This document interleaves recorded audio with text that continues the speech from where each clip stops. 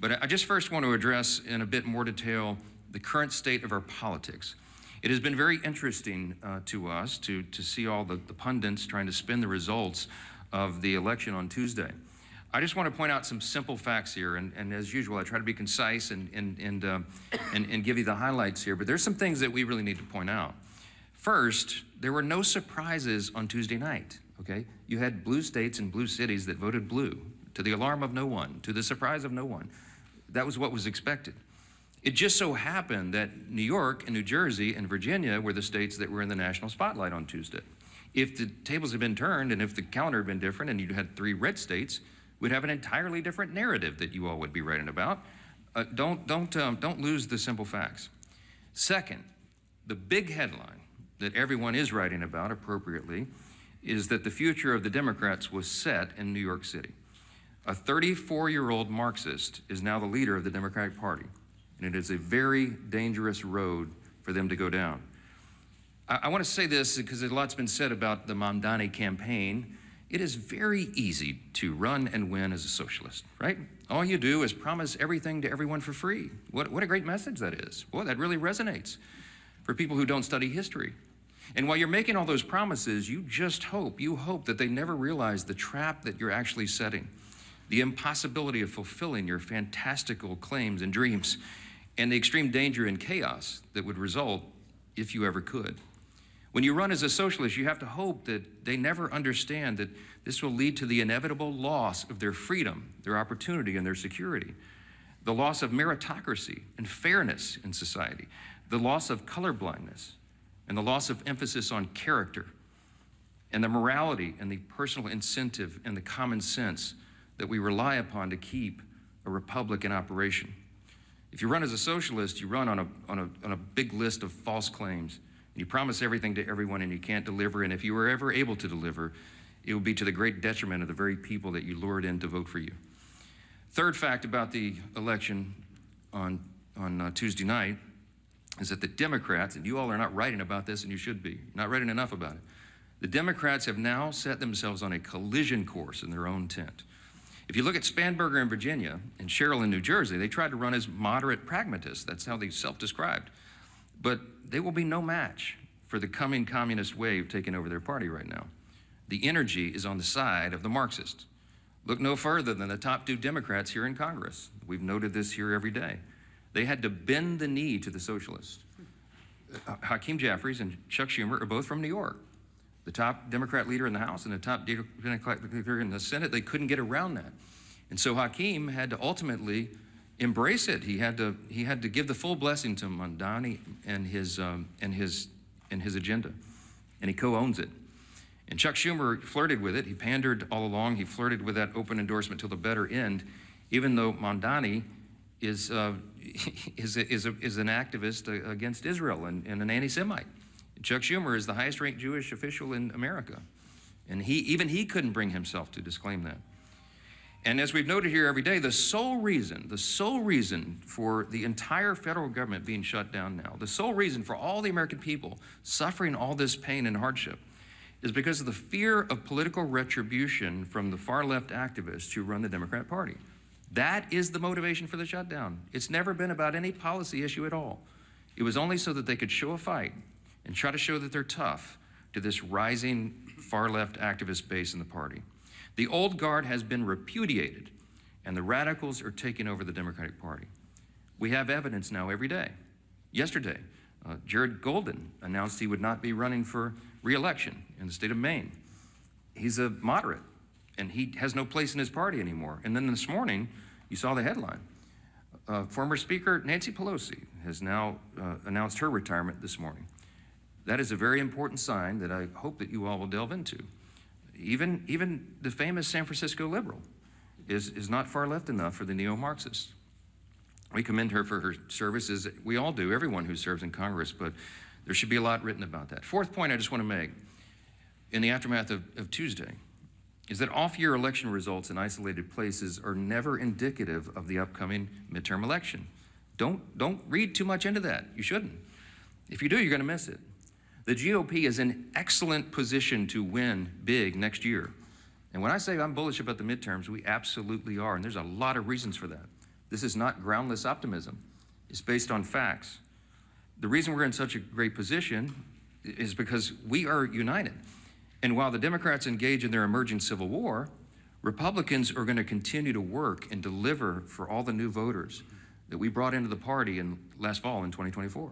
It was a true demographic shift in that election, as you know. Record number of Hispanic and Latino voters, Black and African American voters, Jewish voters, union workers, urban voters, young people.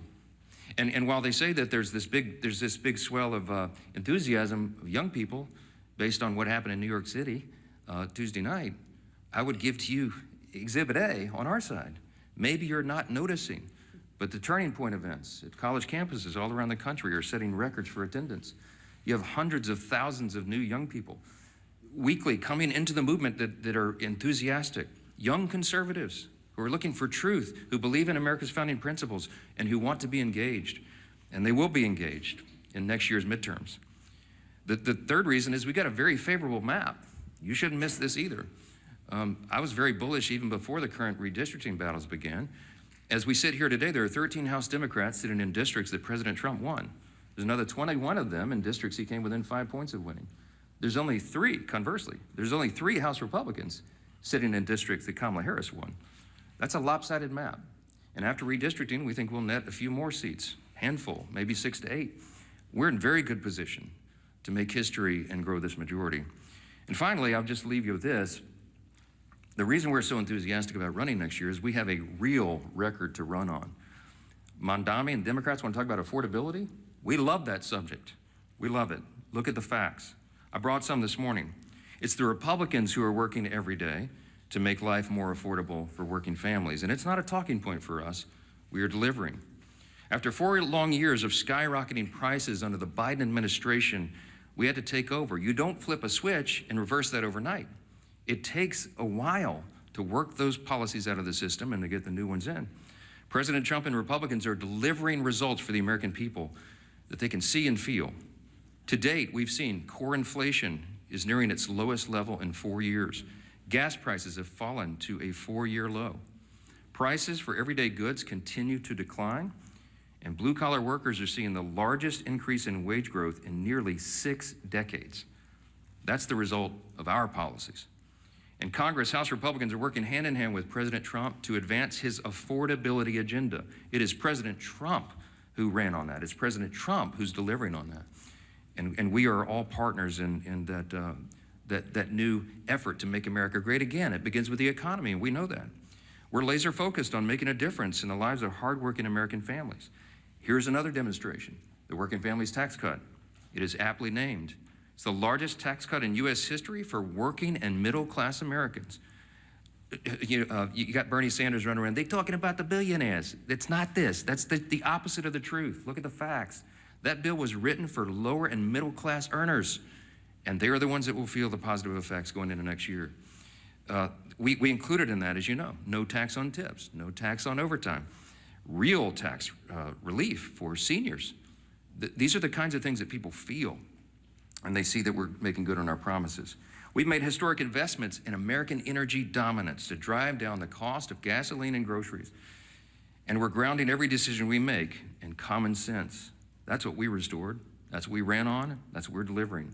A return to common sense, not the woke progressive nonsense that they delivered for 4 years, not the spending like drunken sailors that drove cost up for everything with inflation.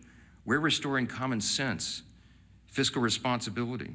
We're good stewards of taxpayer dollars, and we're refusing to cave right now today to the Democrats' wild demand to spend $1.5 trillion in new spending.